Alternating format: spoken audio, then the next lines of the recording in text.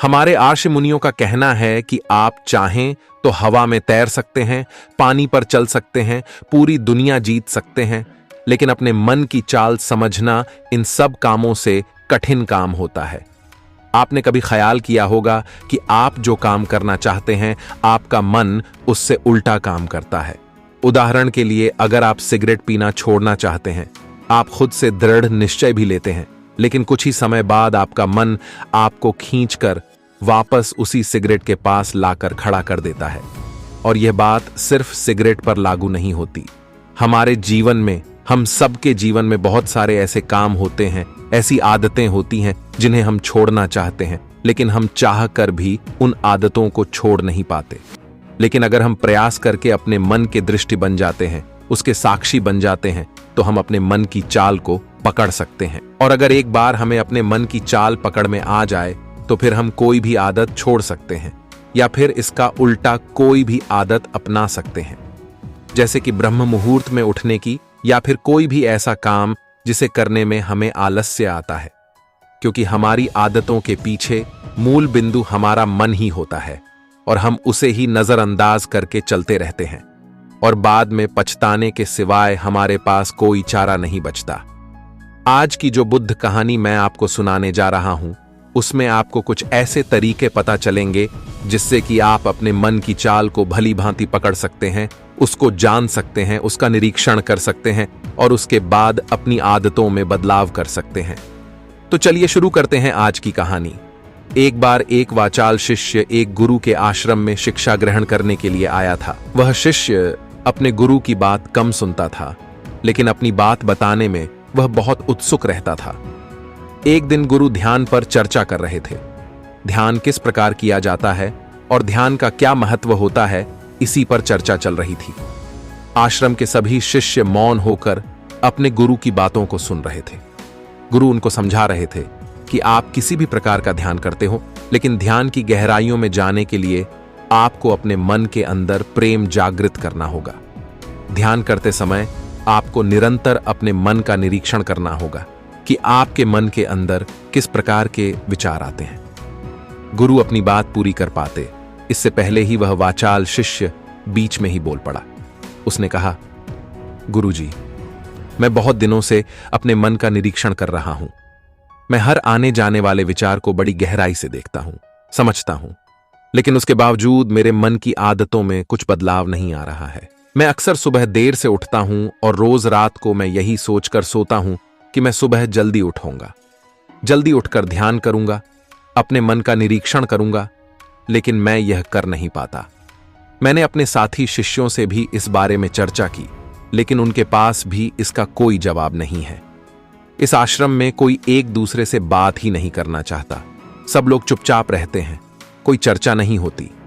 ऐसे हम अपने मन को कैसे समझ पाएंगे, उसका निरीक्षण कैसे कर पाएंगे?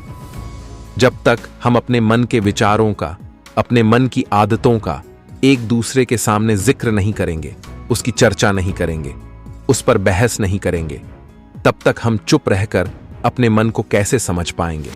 कृपया करके इन सभी शिष्यों को समझाने की कृपा करें कि कम से कम एक दूसरे से अपने मन की बात साझा तो करें। उनके मन में क्या विचार चलते हैं, ध्यान में उनके अंदर क्या बदलाव आता है, वह क्या महसूस करते हैं।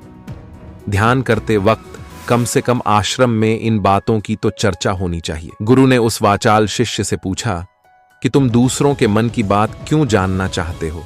उससे तुम्हारा क्या फायदा होगा? क्या तुम्हें आत्मनिरीक्षण करने के लिए दूसरे के मन के विचार जानना जरूरी है? उनके मन में क्या चलता है, इससे तुम्हारा क्या फायदा होगा? क्या तुम मुझे इस बात का उत्तर दे सकते हो? वाचाल शिष्य ने अपने गुरु से इस प्रकार के उत्तर की अपेक्षा नहीं की थी। उसने सोचा कि बात तो गुरुजी ठीक कह रहे हैं, इससे मेरा क्या फायदा होगा?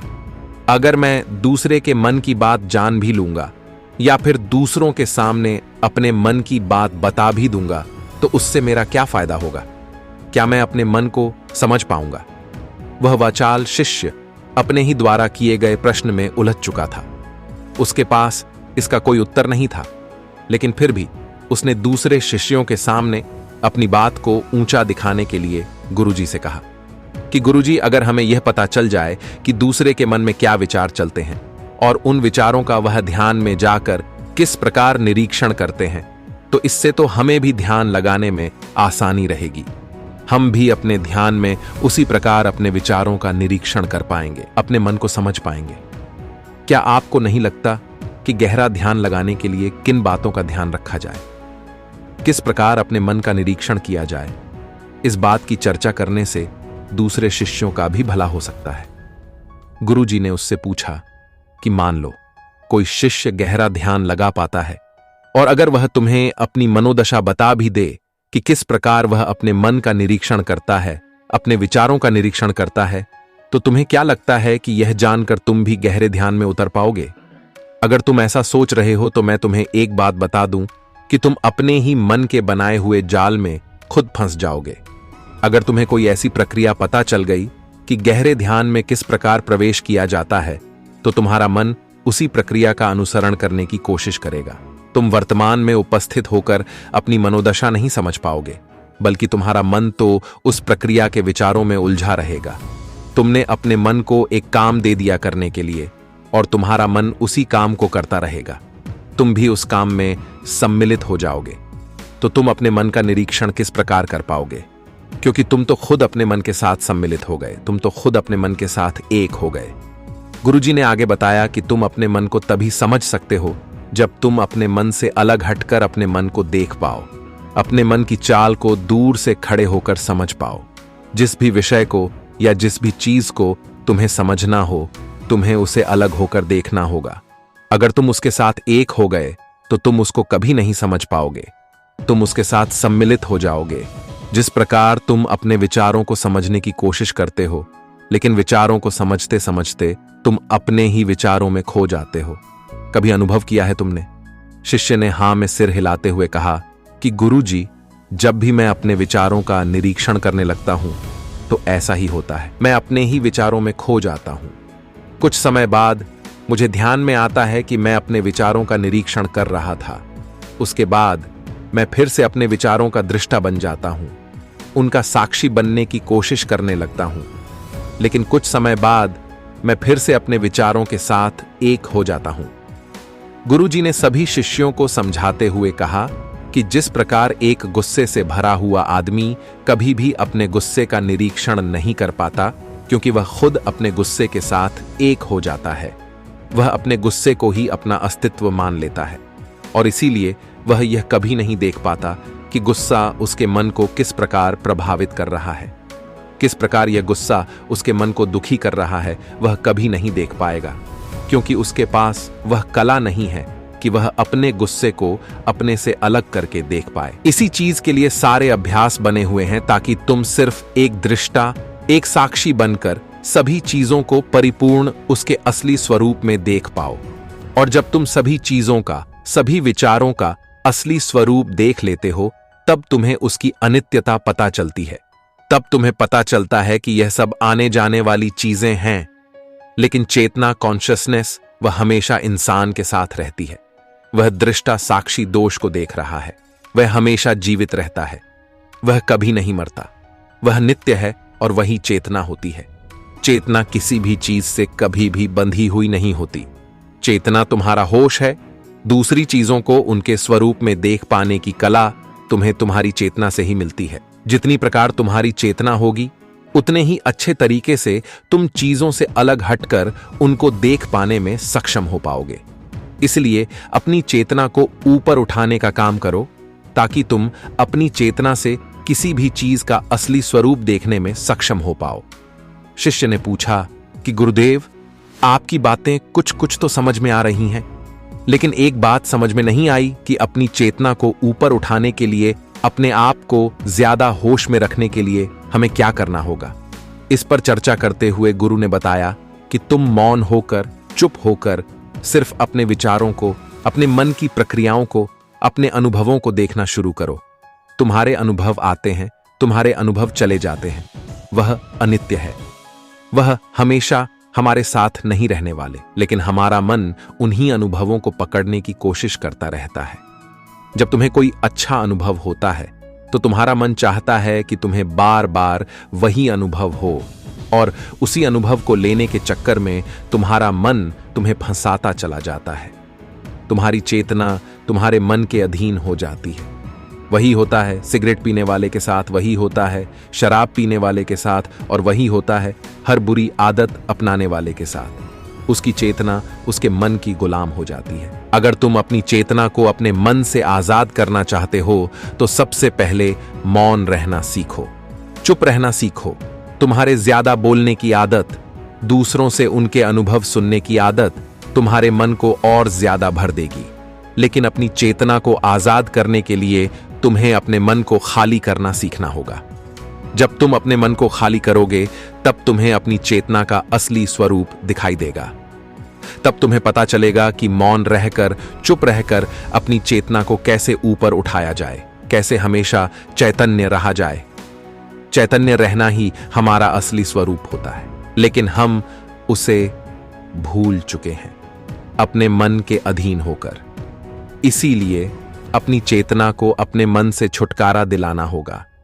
इसके लिए तुम चुप रहकर अपने मन के विचारों को देखना शुरू करो, उसके अनुभवों को महसूस करना शुरू करो। जब तुम अपने मन के साक्षी हो जाते हो, अपने मन के दृष्टा हो जाते हो, उसे देखने वाले हो जाते हो, तब तुम्हें पता चलता है कि तुम्हारे मन में एक विचार जाता है तो दूसरा आ जाता है, दूसरा जाता है तो तीसरा आ जाता है। और इस प्रकार जिस तरह सड़क पर भीड़ चल रही होती है, एक आदमी जाता है तो दूसरा आता है, दूसरा जाता है तो तीसरा आता है, उसी प्रकार हमारे मन की भूमि में अनेकों अनेक विचार आते और जाते रहते हैं। लेकिन धीरे धीरे हम उनसे जुड़ते नहीं हैं, उनके साथ बहने नहीं लग जाते, उनके साथ खो नहीं जाते, बल्कि उनको साक्षी होकर बस देखते रहते हैं। और देखते देखते धीरे धीरे उस सभी विचार विलीन होने लगते हैं, और उसके बाद हमारे मन की भूमि पूरी तरह से खाली हो जाती है। और अब हमें पहली बार अपने चैतन्य होने का पता चलता है। हमें पता चलता है कि हमारी चेतना ही हमारा असली आनंद है, वही हमारा स्वरूप है, और उसके लिए अपने मन की भूमि से खरपतवार हटानी जरूरी होती है। उसके लिए मेहनत नहीं करनी, बस उन विचारों को देखते रहना है। एक विचार जाता है तो दूसरा आता है, दूसरा जाता है तो तीसरा आता है। बस देखते रहो, साक्षी बने रहो, दृष्टा बने रहो, और देखते देखते वह विचार विलीन हो जाते हैं। लेकिन इसके लिए तुम्हें चुप रहकर अभ्यास करना होगा। चुप रहकर अपने विचारों का आत्मनिरीक्षण करना होगा, अपने मन की भावनाओं को समझना होगा। कब तुम्हें गुस्सा आता है, कब तुम्हें खुशी होती है, उसे अलग खड़े होकर देखना होगा। जब भी हमें गुस्सा आता है या खुशी होती है या किसी से घृणा होती है तो हम तत्क्षण उत्तेजित हो जाते हैं, और उत्तेजना की वजह से ही हम उन भावनाओं को अलग होकर देख नहीं पाते।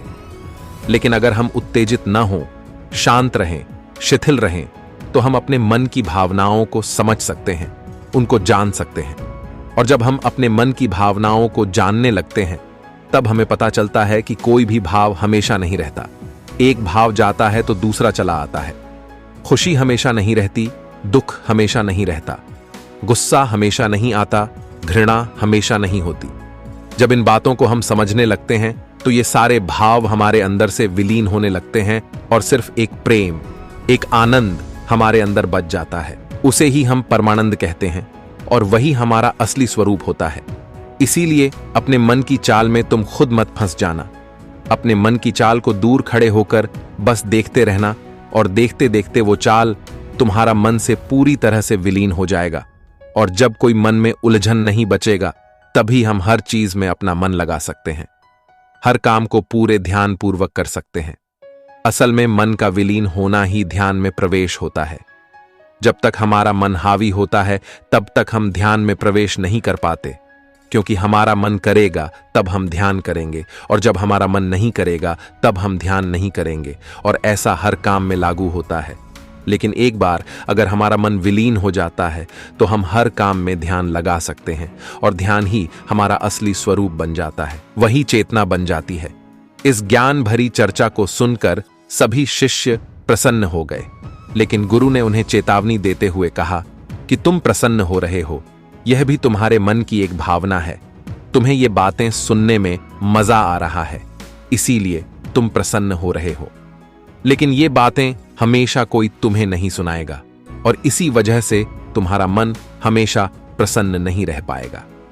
अगर तुम्हें असली आनंद की खोज करनी है, ऐसी प्रसन्नता हासिल करनी है जो कभी विलीन ना हो, तो तुम शांत होकर, मौन होकर, भावना रहित होकर अपने विचारों और अपनी भावनाओं को देखना शुरू करो। उसके बाद तुम्हें खुद ही महसूस होगा कि चेतना जो होती है वह शाश्वत होती है, वह कभी नहीं मरती और बाकी सभी चीजें अनित्य हैं। वह खत्म हो जाएंगी, वह मर जाएंगे, वह पीछे छूट जाएंगी। कोई भी चीज इस संसार में शाश्वत नहीं होती सिवाय हमारी चेतना के।